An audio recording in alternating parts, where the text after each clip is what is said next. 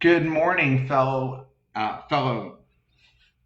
Accelerator organization members. Hope you're all having a great day today. Here it's a little cloudy in Philadelphia, but we're expecting some beautiful sunshine. Going to try to get out today. It's exciting to always get these emails and be able to answer questions of entrepreneurs and aspiring entrepreneurs who are looking to build great businesses. I know right now it's been a very tough time, but you know what? It's you who are saving this country by creating new opportunities for yourself and for others who are connected with you. So let's get started. Here's the first question. It's from Michael Paley. Michael writes, I have an air conditioning refrigeration company servicing restaurants. My question is, if you were in my field of business, how would you go about getting leads or mainly new customers? If I were you, I would do a few different things. One is if you're selling to other commercial businesses, I would go and find out contractors who can make introductions for you and suppliers to contractors. In Philadelphia, there was a guy who was a roofing supplier, and he was able to get his own roofers who came to him for supplies many contracts. For years, they were almost dependent on him as if he was business development for him. So I would go to contractors who could recommend you. I would go to people that would sell the products that you are installing and ask them if they know of anybody who could utilize you. I would go and make sure that I was on Google. So when somebody types it in, they can see your website. I might even run Google ads. But one of the things I would definitely do to make sure I don't waste any of my money, and that is I would go and talk to people who would potentially buy your product and find out from them how do they find out about products like yours. Ask them, do they go on the internet and find out about you? Do they see you on Facebook? Do they see you on LinkedIn? Do they look at ads? Do they listen to radio spots? What is it that they do that influences them to get it? And ask them whose judgment they trust, and go to those people whose judgment they trust and get to know them so that they will recommend you. So that's the best way for you to go and get refrigeration business. Also, trade associations are good because I'm imagining you're selling to restaurants, and you might contact the heads of trade associations in your region, chambers of commerce, anybody who deals with the kind of clients you're after, and join those organizations and ask them to make introductions. So there's a variety of ways that you can go and do this, but make sure you're visible, that you're supporting your community, and that you're out there networking as much as possible. The second question is from Tim Schiffer. Tim describes his business as that he owns and operates an e-commerce outdoor retail store focused on hiking, camping, and backpacking. That sounds like a great business right now because we have so few choices to entertain ourselves. We've been around 2.5 years and are experiencing steady growth. Not a surprise there, but not yet explosive growth. Brick and mortar has been a desire of mine since the business started and was in our 3 to 5 year business plan.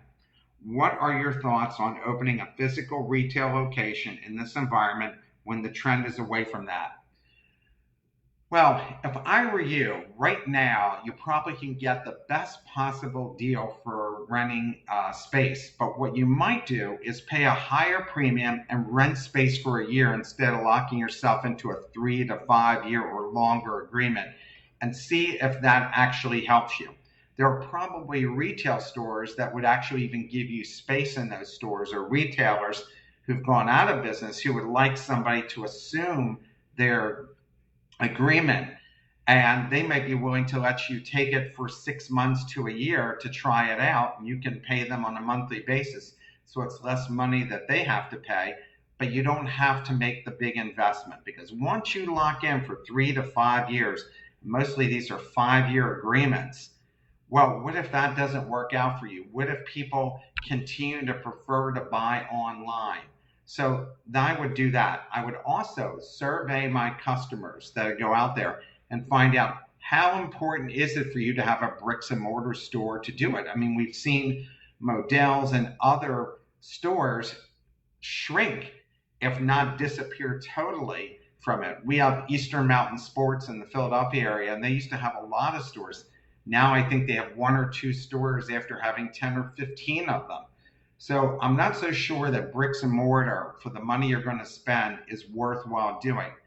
That being said, if you have a warehouse full of your stuff, then people could actually come to your warehouse and shop at the warehouse. And people love that. They love to come to these big open places and sort through things. So you might not have to go and spend the money and get a store in a strip center that's going to require a long-term lease, and it's going to be highly expensive.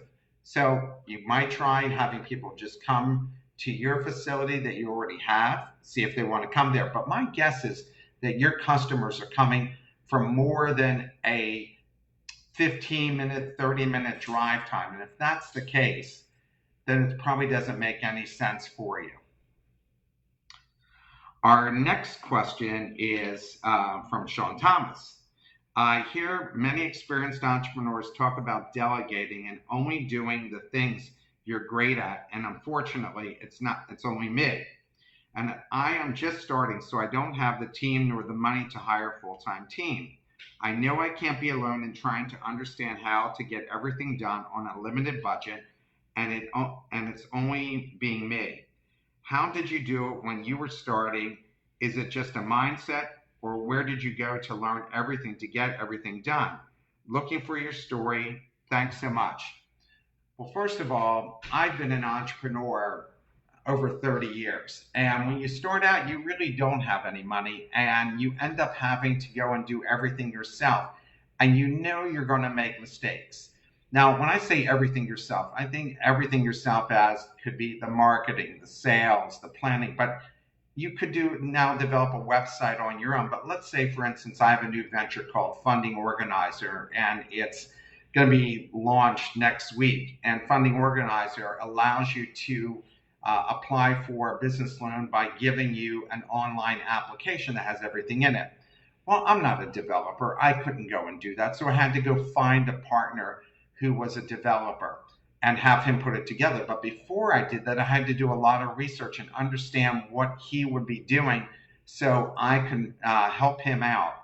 But all the other things, you're getting your licensing, doing your accounting, doing your sales, doing your marketing. In the beginning, there are things you have certain strengths of. My strength was marketing and sales. My strength wasn't doing accounting, but I learned to do accounting. And actually, the more things that you learn, the better you are at being able to bring people in to fill those positions as you grow the company, because you really need to know what it takes to do every position in the organization. And know this, you're going to make errors. Everybody makes mistakes. It's impossible not to. I've had partners who've come from large organizations. One of my partners ran a $30 billion business for a Fortune 500. And he found out that he had learned more in 2 years on our startup than he had learned in his entire career in corporate America, because you're doing so many things simultaneously. And the thing is, I like to put lists together, so I knock off things on the list. I like to be highly organized, but know that in an entrepreneurial environment, everything is very fluid. Things are constantly changing. You've got to be able to roll with those changes. So don't put too much pressure on yourself. Know that things are going to go and change. Know that you're going to go make mistakes. And there's so many online tutorials for all the different things that you need to do in a business that you can go and find those things, get yourself started. Also, there's so many great books, so many great columns, so many great podcasts out there. So take advantage of all of those things, and maybe even you've joined this group, and you should leverage this group and ask people out there for advice, because our accelerators program is terrific. You have people from all over the country with all types of experiences. Plus you have people like myself and others who are lending their experience to you. Put it out there and ask people for advice on things that you don't know something about.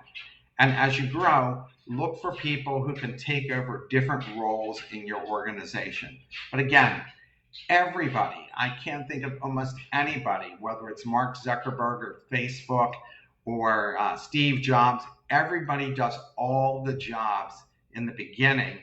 And then over time, as the organization grows, they start to delegate it. And what you want to get to at some point is where you're just doing strategic planning, meeting with customers, speaking at events, so you can raise the visibility. You don't want to be mired in having to do email marketing campaigns, email newsletters, and all the other things that you end up doing in the very beginning. But again, in the beginning, it's great to learn all of those skills because that way you know what it takes to do each one of those positions.